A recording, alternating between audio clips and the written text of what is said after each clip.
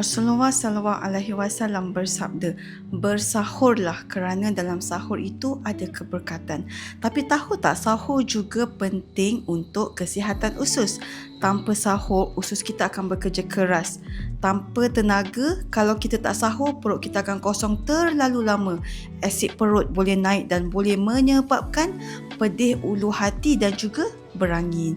Jadi sunnah sahur yang betul, nak sahur ikut sunnah yang mana? Makan kurma, roti gandum, minum air suam.